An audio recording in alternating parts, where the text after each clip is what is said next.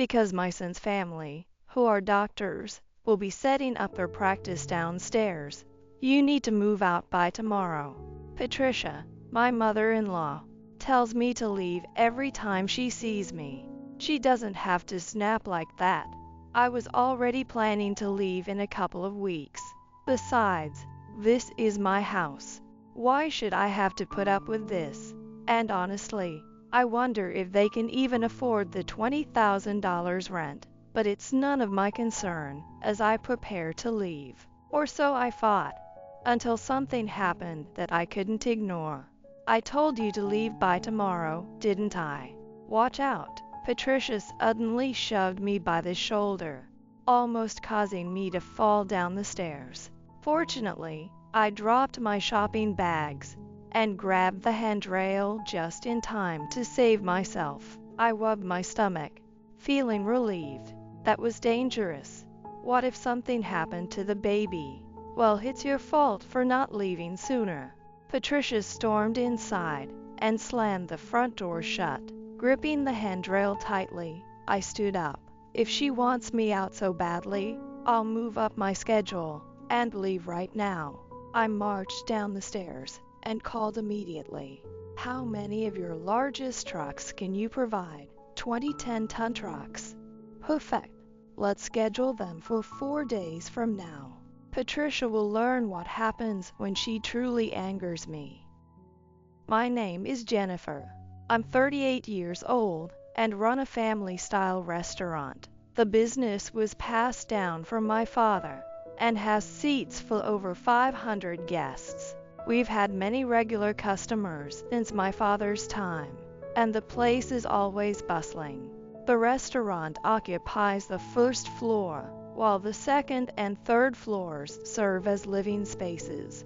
After my father retired, my parents continued living upstairs with me, but about a year ago, they moved out. It wasn't because of any bad blood between us. Welcome back. Tough day again. Heading to the bath. Yes, I'll take a quick soak. All right, I'll get our drinks ready for dinner. I got married at nearly 40. Having spent most of my life focused on work, I hadn't had much time for romance. So it was my first marriage. Matthew, my husband, worked in IT and was equally devoted to his career, making it his first marriage at 40 as well. Since I already had the restaurant, Matthew moved in with me after our wedding. Though he was okay with living with my parents, they decided not to intrude on our newlywed life and moved out themselves. That said, they live nearby, so we can see them anytime. And so, Matthew and I started our life together as a couple. It's been great, except for some minor issues that arose after my parents moved out. Where did we store the fan? Maybe in the storage room on the 3rd floor. I checked the one on the 2nd floor, but it wasn't there. Then it must be in the other storage room on the 3rd floor. With a determined grunt, Matthew lifted himself off the couch and headed upstairs. My restaurant is quite large. Naturally, the living space on the 2nd and 3rd floors is just as spacious. Even when it was just me and my parents, we always had extra rooms in the house. Now that Matthew and I live together, the number of unused rooms has increased even more. All the extra rooms have turned into storage spaces. We often forget where we put things, so searching for lost items has become a regular event. I think the number of storage rooms would decrease if we had kids, but being almost 40, neither Matthew nor I want to get our hopes up too much. Honestly, as long as I have Matthew, I feel contented. I believe he feels the same way.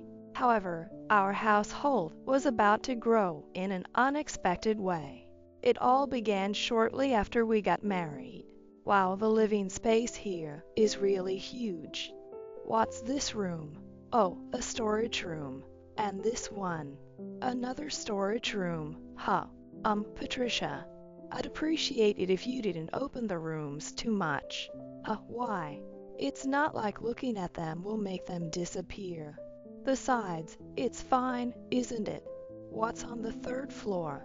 Patricia gleefully started climbing the stairs. Matthew and I exchanged troubled looks and followed her up. Patricia had seen the shop area before we got married, but back then, my parents were still living here, so she hadn't seen the residential space. When she heard that my parents had moved out after our marriage, she became curious to see what the house looked like. After Patricia's impromptu room tour ended, we went back down to the living room on the second floor. She sat on the couch, took a sip of the tea I served, and brought up something that caught our attention. "You've got so many extra rooms. Isn't it a waste not to use them?" Well, yes, I suppose. But honestly, Matthew and I only need the living room and bedroom. Having lots of storage space is quite convenient, though.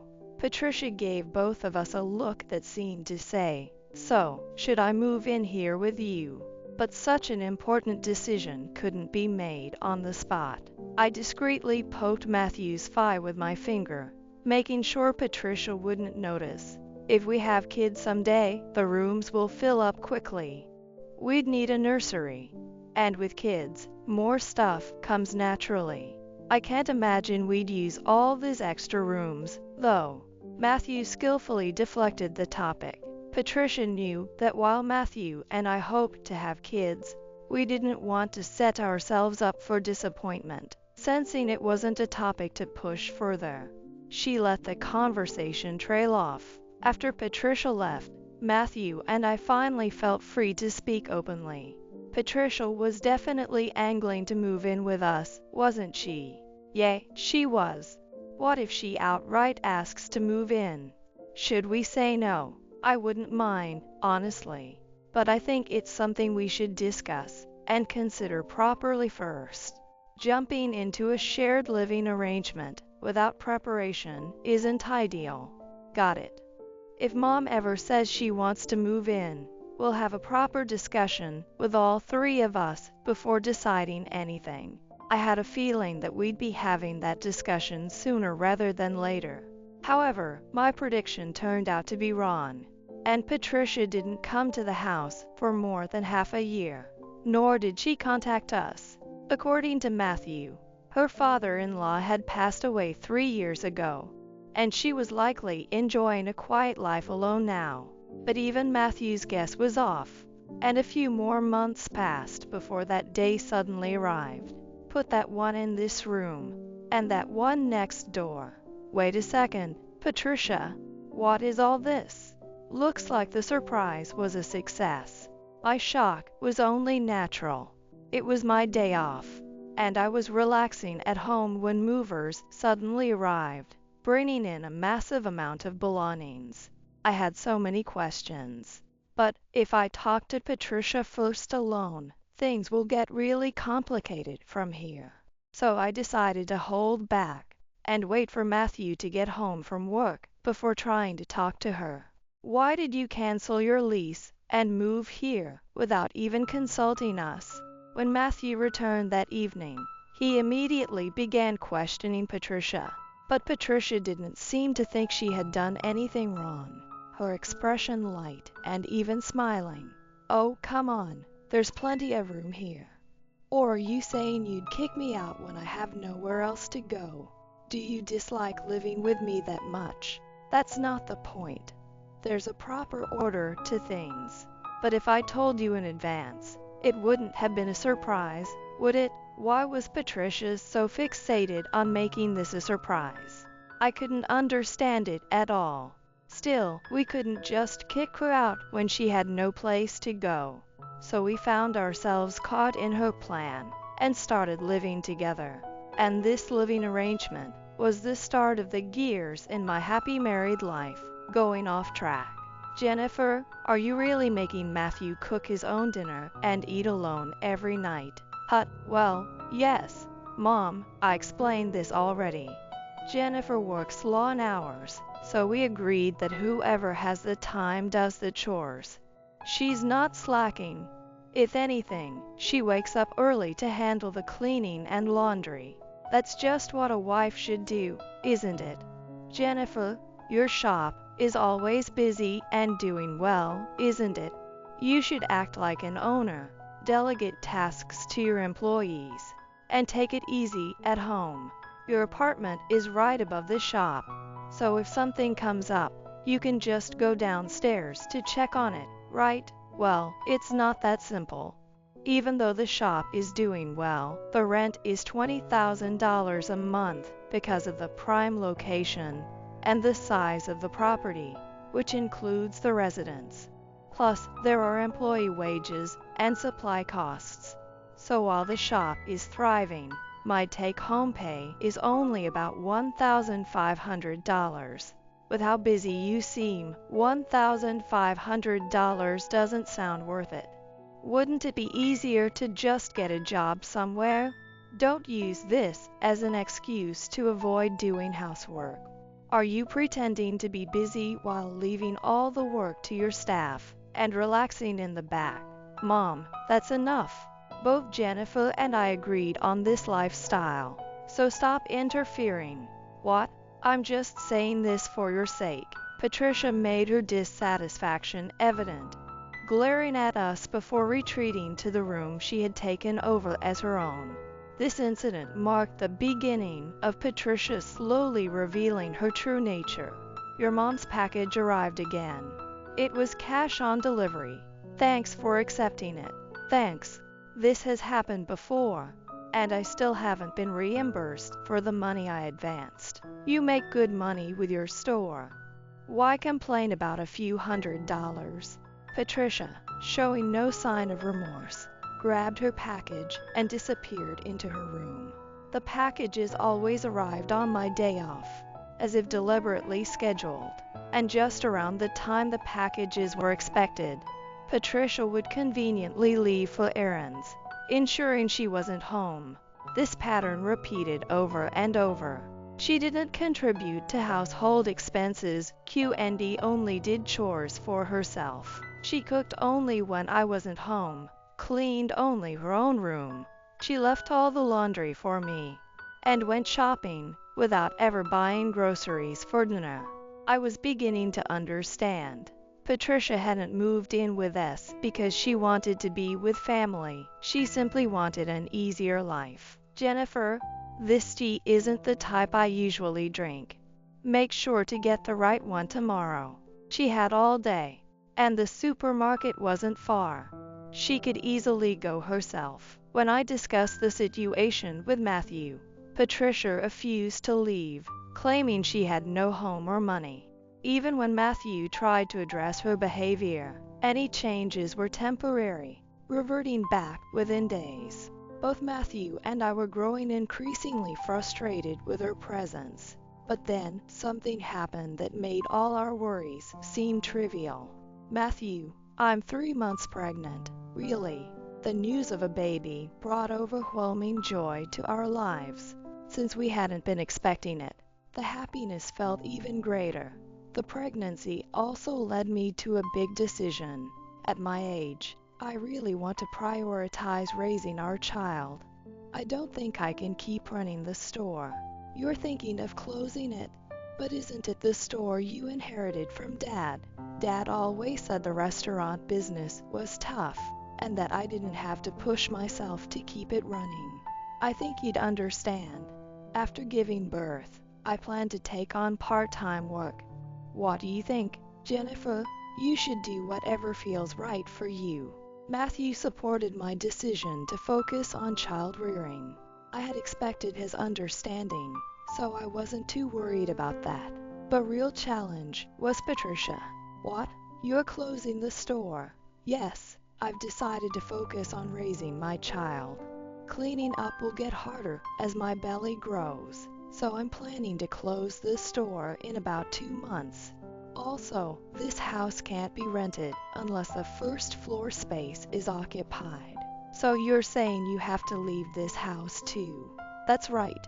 But since this house was too big for us in the first place, Matthew and I have been discussing moving to a more comfortable sized home.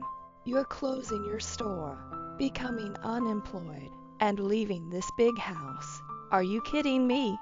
Why don't you just take a break and reopen the store once the child is older. Well, that's why I want to focus on raising the baby. I won't allow it." Patricia stomped loudly on the floor and marched to her room. "Even if she says she won't allow it. This house was originally mine, and so was the store. The child is also about me and Matthew. Why should Patricia have any say in this?" Although Matthew and I tried multiple times to reason with Patricia, she wouldn't budge. However, this time, I couldn't let Patricia's opinion dictate my decision. So I ignored her protests and put up a notice at the store about the planned closure. When Patricia saw the notice on the store's door, she came up with a bold move. "Huh, this room is empty. Our house has several storage rooms. Among them, the one primarily holding my belongings was completely emptied. Patricia, my stored clothes and bags, even the shelves, they're all gone. While you were working downstairs, I had them taken by a thrift shop. They only fetched a little over $100, but it saved me the trouble of getting rid of the stuff. It's quite convenient." What? I was overcome with a mix of shock, frustration, and disbelief, leaving me momentarily speechless. When I decided to close my store, Patricia started a clear campaign of harassment against me. Her goal was simple. "If you're quitting the store and leaving, get out already." Patricia wanted to push Matthew and me out of the house, but if she did that, she'd have to manage the first floor space herself and pay the rent. I couldn't figure out what she planned to do afterward. It turns out Patricia had a plan. "Ronald is leaving his hospital job to open his clinic. Once you're gone, I'll live here with Ronald and his family. So hurry up and leave." Ronald, Patricia's brother-in-law, worked at a hospital far away, but had plans to become independent and return to this area to open a clinic. Ronald is married and has a daughter in middle school. Patricia seemed intent on replacing us with Ronald's family, essentially leeching off them next. "The doctor, Ronald, and his wife will open their clinic downstairs, so you need to be gone by tomorrow." Every time Patricia saw me, she repeated her demand to leave. "You don't have to be so harsh. In just half a month, I'll be leaving the store anyway. Besides, this was originally my home, and there's something I'm curious about. Can she really afford $20K in rent? Well, it's not my concern since I'm the one leaving." I decided not to dwell on it for now since I only have half a month left at this store. However, the next day, something happened that made it impossible to ignore. It was my day off, and I had been out shopping. As I climbed the stairs at the back of the store leading to my home, I found Patricia waiting at the top. "Patricia, is something wrong? I told you to leave by tomorrow, didn't I? Watch out." Suddenly, Patricia shoved my shoulder. Reflexively, I let go of the shopping bags in my hands and grabbed the railing. Thanks to that, I managed not to tumble down the stairs. The shopping bags made a loud noise as they stopped halfway down the stairs. The cabbage inside spilled out, rolling down to the bottom, where it got crushed. Broken eggs started oozing out from the bag. Looking at the mess, I felt a chill run down my spine. That was dangerous. What if something happened to my baby? "You're the one at fault for not leaving sooner." Patricia slammed the door shut after storming back into the house. I had intended to endure whatever it took for just half a month, but if my baby's safety was at risk, that was a different story. Gripping the railing tightly, I stood up. If she wanted me out so badly, then fine, I'd leave right away. I left the shopping bags behind and went down the stairs. As soon as I reached the bottom, I made a phone call. "How many large trucks can you provide?" 20 10-ton trucks. "Perfect. Let's schedule for 4 days from now." I've been a business owner for years. Because of that, I have the connections and the knowledge. Patricia, who has lived a relatively ordinary life, has no idea what happens when I truly lose my temper. After hanging up, I came to my senses. Oh no, I didn't tell Matthew anything. Well, he'll understand. I'll let him know later. Shaking off any further worries, I started looking for a hotel for the night. The next day, I decided to close the store ahead of schedule and began dismantling it. When the noise from the construction started, Patricia came downstairs. Oh, closing earlier than planned. Finally, you're leaving. She looked absolutely delighted. If possible, I'd prefer not to see her face again. Well, I'll leave the rest to you. She left the house in high spirits. She's probably going to go shopping. I stayed at the store, overseeing the dismantling work. The following day, and the day after that, the dismantling continued. It seemed Patricia had lost interest in me now that I was leaving, since she didn't come by to check on the progress. Sometimes, she passed by on errands but didn't even glance my way. Finally, the dismantling was complete, leaving the store as an empty shell. The walls and floors were covered with boards and sheets. This was something I had specifically requested from the contractors. It was a necessary preparation for what I planned to do next. As I stood in front of the flattened store, waiting, a 10-ton truck arrived. Because of the road and parking space situation, we'll bring in the trucks one at a time. Understood. Please go ahead. Are you really sure about this? Yes, it's fine. The truck I called wasn't from a moving company. It was a dump truck used for carrying large amounts of construction debris or soil. Dump trucks can tilt their beds to unload. I had asked them to bring in a large load of sand. Just to confirm, we won't take any responsibility if something goes wrong. I understand. It's all written in the contract, so it's fine. All right then. The truck pulled up in front of the store's window and began tilting its bed to pour sand into the building. Tilting the truck bed alone wasn't enough, so they attached equipment to match the window size, ensuring the sand poured in smoothly, as expected of professionals. When the bed was empty, the truck drove off, and the next one arrived to pour more sand through the window. This process repeated as new trucks came and poured sand. Sand was poured not only through the same window, but also through other windows and entrances. After 20 truckloads, the workers leveled the sand with shovels. When the job was done, they left through the windows to prevent the sand from spilling out if the doors were opened. That's it for the job. Thank you. Thank you very much. I cheerfully waved at the last truck as it drove away. Just then, Patricia came out to check what was going on. What? Is that sand? Since the entrance was made of glass, Patricia immediately noticed the store was filled with sand. Her shock was understandable. The ground floor of the store was spacious. It was completely covered with sand, piled up to knee height. Seeing it again, I was relieved the floor hadn't caved in. Please don't open the doors. The sand inside is for playgrounds. If you open the doors, it'll spill out, and you won't be able to close them again. Did you do this as some kind of harassment? That's right. Now we're even. Even. Where's the fairness in this? How much money did you spend on this? Even if you're running a successful business, this is way too much. Playground sand costs about $17 per 100 kilograms. So the sand cost about $300. I also got a good deal on the trucks through a friend in the business. Patricia staggered toward the entrance and peered inside. Suddenly, a sly smile crossed her face. I see. This is borrowed space, after all. You took precautions where needed. Patricia noticed that the floor and walls were protected to prevent damage from the sand.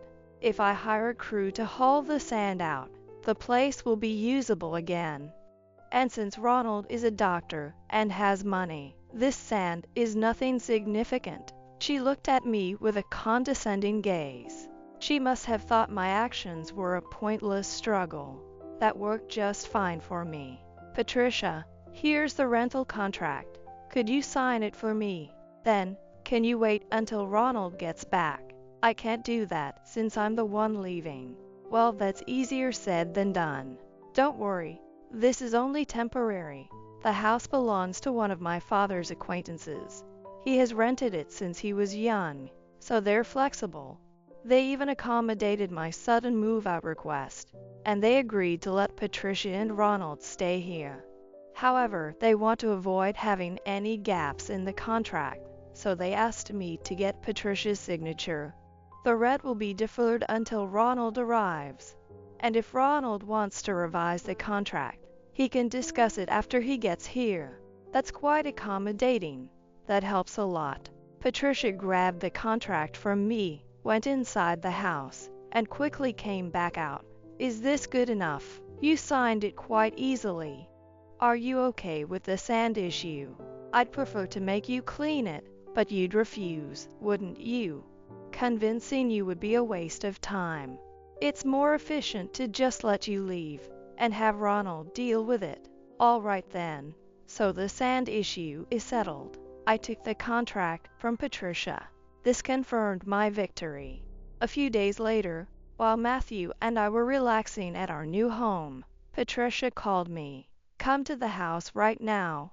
I bet you said something to Ronald, didn't you? Apparently, Ronald had shown up at Patricia's house. Should I come with you?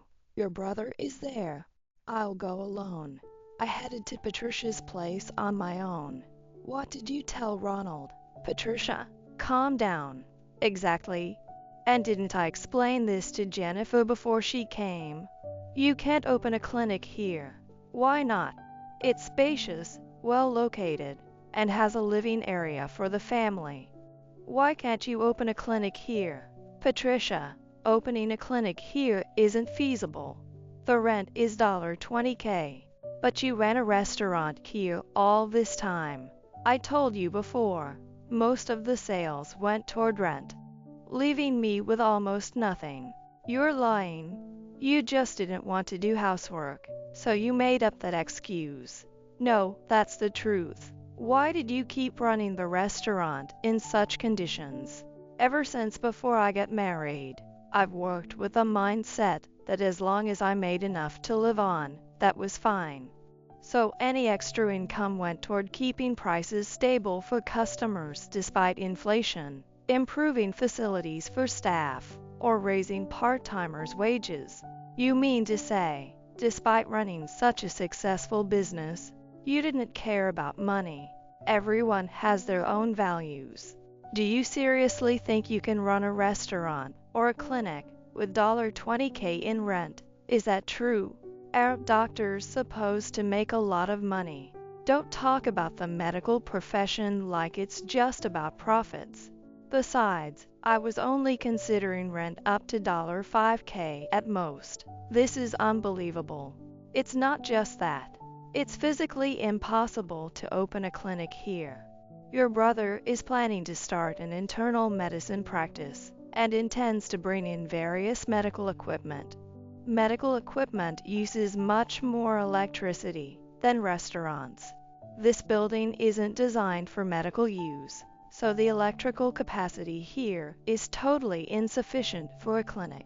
Also, he wants to change the location of the water supply and drainage pipes, but the space under the floor makes that seem difficult. It could be resolved with a lot of money, but that would require the landlord's approval, and the costs are too high. Then it makes sense to look for a medical use rental elsewhere. Right, that makes sense now. Wait a minute. How do you even know such detailed information? Did you think Patricia would say she was going to live with Ronald without me confirming it with him? Matthew contacted Ronald to check if he really intended to move into this house. We heard about the rent situation then. So, from the start, they never really planned to move here. Not exactly. Jennifer looked into the electrical capacity and building plans to see if it could be a clinic. When it turned out to be physically impossible, that sealed the decision. The landlord is a flexible person. They quickly looked into the electrical and floor issues and informed us. Then why did you keep quiet about the clinic being impossible until today? That's because Matthew heard about your lifestyle and asked me to teach you a little lesson. The original plan was for Ronald to come here, explain that the clinic couldn't be established, and state that he wouldn't live with you. The idea was for you to admit you couldn't afford the rent and leave. But when I got upset, I added the whole sand thing. That's outrageous. Ronald has no intention of living with you. So clean up the sand and pay the rent yourself. Now that we've said what needs to be said, shall we go? Yes. Go. Where to? Ronald has already rented a different place. Today, Ronald invited Matthew and me to his new house. Matthew is already there, so we need to hurry. Wait, I really don't have any money. Don't leave me alone in this sandy house. You signed a lease knowing about the rent and the sand, didn't you? It's not my problem. Ronald and I left Patricia and the piles of sand behind. Later, Patricia moved the sand and moved out. The cost of removing the sand alone was around $500. While pouring the sand in was easy, removing it from the building required manual labor because machines couldn't be used. Labor costs were around $150 per person per day. It took 5 people about a week to remove the sand, costing over $5K in labor alone. Additionally, renting 10-ton trucks to transport the sand cost about $400 per day. They rented 5 trucks and spent 2 days transporting the sand, costing around $4K. As a result, Patricia, unlike me, who had no connections, ended up spending nearly $10K just to remove the sand. But the misfortunes that befell Patricia didn't end there. The landlord, who had been flexible with me in various ways, apparently wasn't willing to extend the same courtesy to Patricia. Patricia was forced to move out almost immediately after signing the lease. As a result, the landlord charged her a $20K penalty for breaking the contract. It seems Patricia was telling the truth when she said she didn't have much money. After paying the $30K this time, most of her savings were wiped out, with her finances nearly depleted. Patricia moved into a cheaper apartment and started working a job cutting vegetables in a factory she found through senior job listings. From now on, I think it's better for her to live independently without relying on her kids.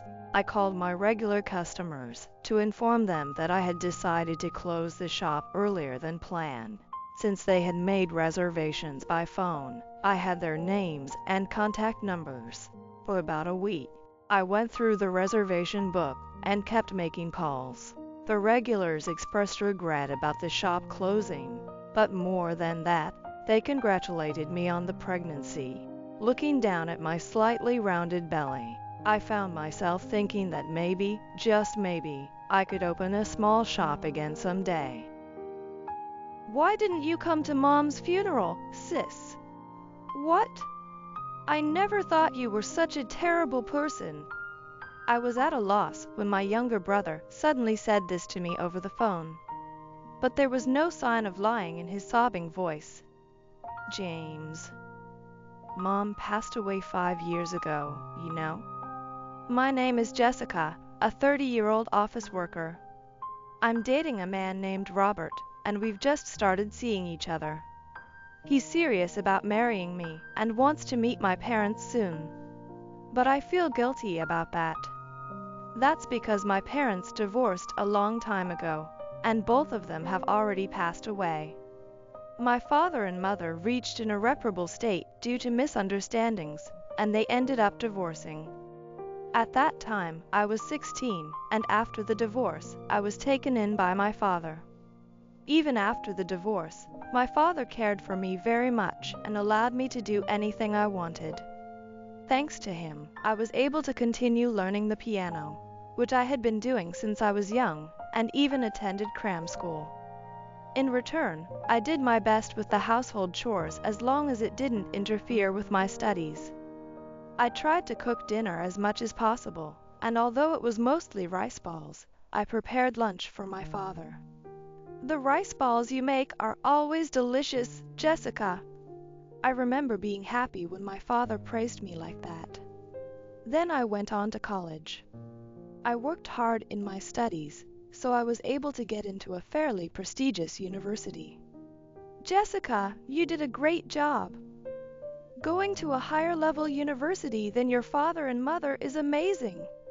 I was very happy to see my father's joyful face. By the way, my father told me it was okay to see my mother, so I visited her regularly. Ah, big sister. James, long time no see. Jessica, have you been well? Yeah, how about you and James, Mom? I'm fine, and James has more energy than he knows what to do with. After the divorce, my mother lived with my younger brother James. James is 7 years younger than me, and he was 11 when I decided to go to college. My elementary school-aged brother still had an innocent look, and he always looked very happy to see me. I was sad not to live with my brother, but I was happy to see him healthy and well when we met regularly. Jessica, you got into college? And it's a pretty tough one, isn't it? That's amazing. Sis, you're awesome. Thank you both. Let's go out for steak to celebrate today. Really? Yay! Wow! Steak! Even though my parents were divorced, I had a good relationship with my mother and brother, and I always felt happy when I saw them. But after I started college, my mother remarried another man. Since then, it became difficult to see my brother. My husband wants me to get used to our life together, so he doesn't want me to see my previous family too much. Is that so? I felt mixed emotions when my mother told me this over the phone. Of course, I don't mind and am even happy that my mother has remarried and found happiness. But I don't want to lose the opportunity to see my brother. Can't we just reduce the frequency of our meetings? I'm sorry, but James is entering adolescence, and I don't want to confuse him too much. I see. But once we get used to our new life, I'm sure my husband will let us meet. Yeah, I understand. I wasn't really convinced, but I didn't want to protest and risk ruining my mother and brother's relationship with their new father, so I decided to endure it. After that, I finished college and got a job. During that time, I couldn't see my brother or mother. It's been 4 years. They could let me see them at least once. No, maybe they're living such fulfilling lives that they don't need to see me anymore. My brother, who was 11 at the time, is now 15. I want to send some encouragement to my brother, who is preparing for private high school entrance exams. With that thought, I bravely called my mother. Then, I heard an unfamiliar man's voice. Hello? Who is this? Isn't this my mother's number? Are you Jessica by any chance? Yes. I'm David, the man who remarried your mother. She's busy right now, so I answered the phone. Oh, I see. What's the reason for your call? Well, it's been 4 years since I last saw them, and I was thinking I'd like to see my brother and mother soon. When I said that, the man named David made a surprising statement. Really? You haven't seen them? What? I thought you were meeting them regularly. No, I haven't seen them at all. I see. Maybe your mother doesn't want to see you. What? Actually, when I mentioned your name just now, my wife didn't react at all. That can't be. Is James not around? I at least want my brother to respond to my call. I was thinking that, but David said, James is right next to me, but he's just playing a game and not reacting at all. It seems like they've both forgotten about you and adapted to their current lives. They're both living happily, so could you please leave them alone? I'm going to hang up now. With that, David hung up. I was so shocked that I couldn't move for a while after the call ended. I didn't want to believe that my brother and mother had forgotten about me and were living their lives. When I consulted my father, he said, "That's strange. Those two love you, Jessica, and called my mother." But she told him, "Please don't call again." And in the end, we couldn't meet or talk to my mother and brother.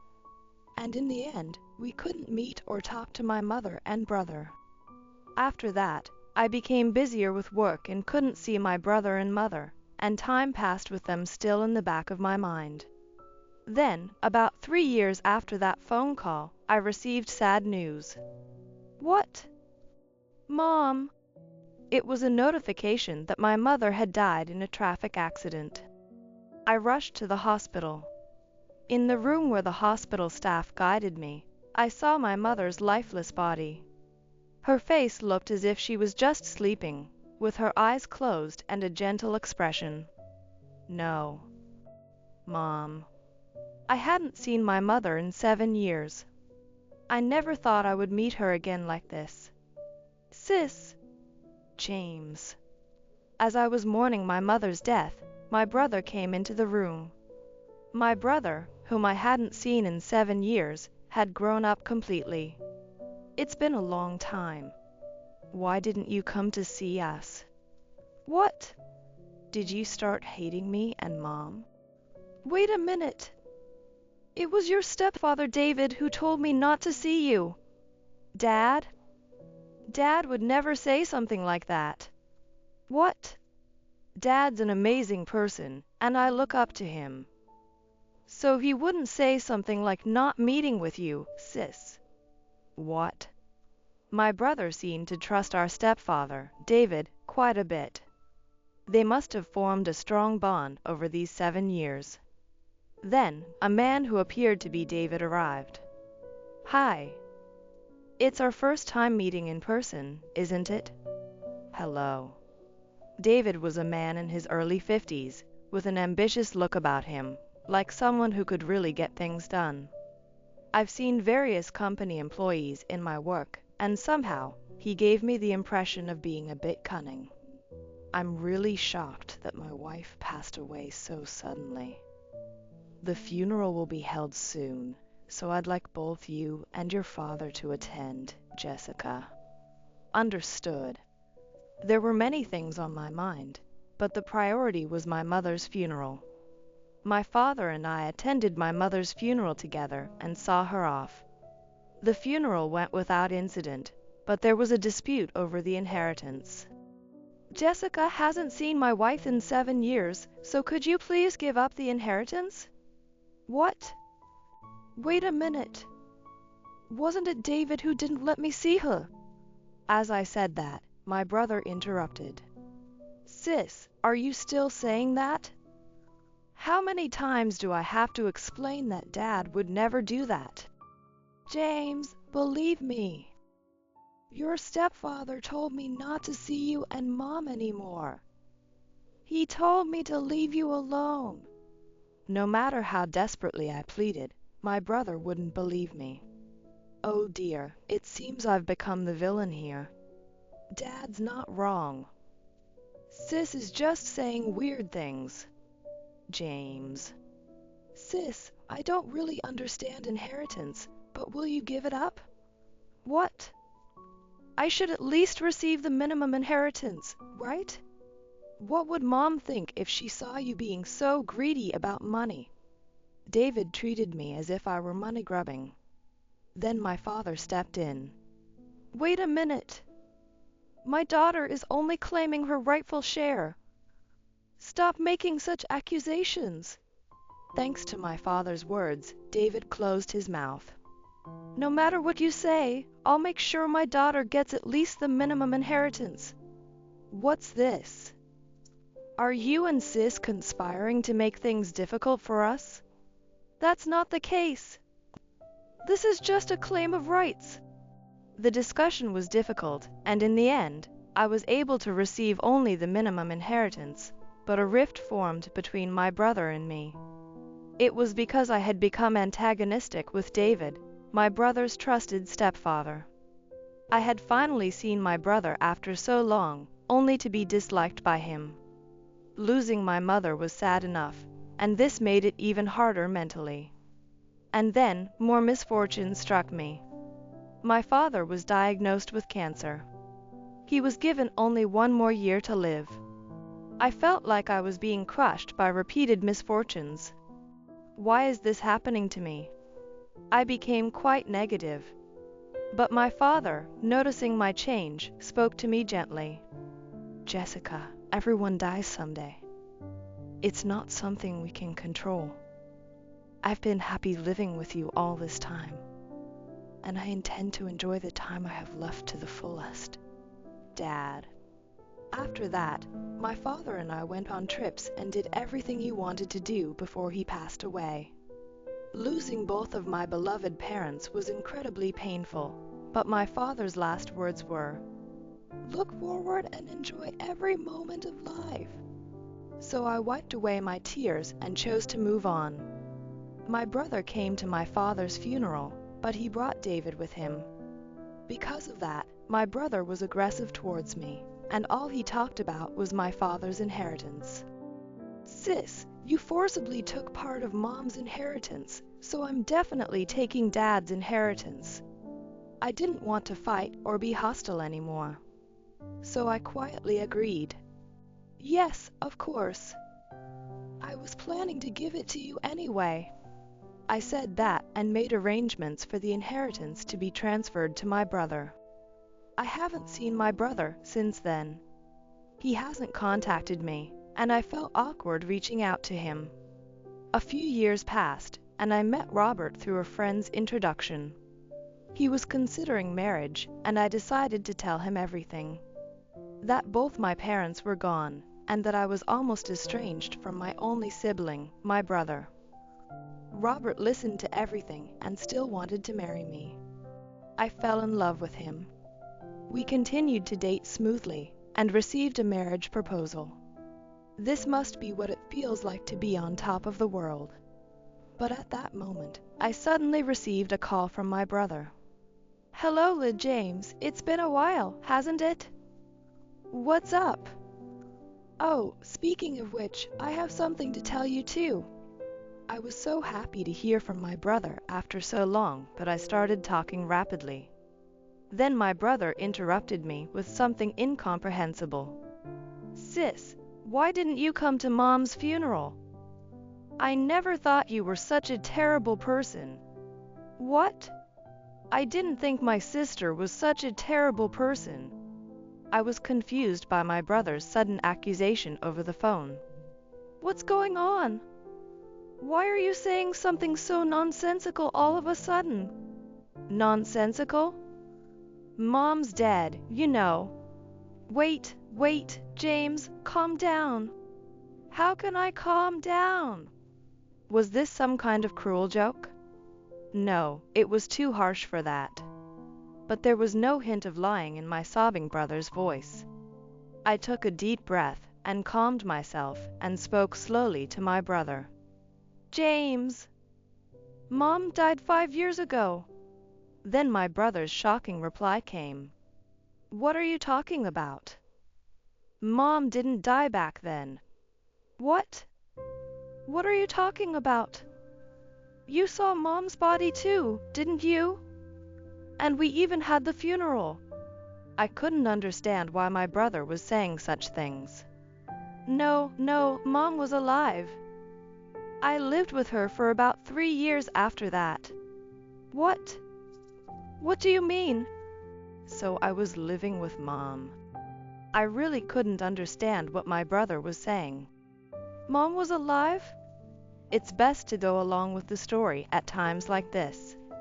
Yes, but they said she would die soon without an offering. I gave all the money I earned as an offering. What? At that moment, I realized that my brother had been deceived. But the offering wasn't enough, and Mom died.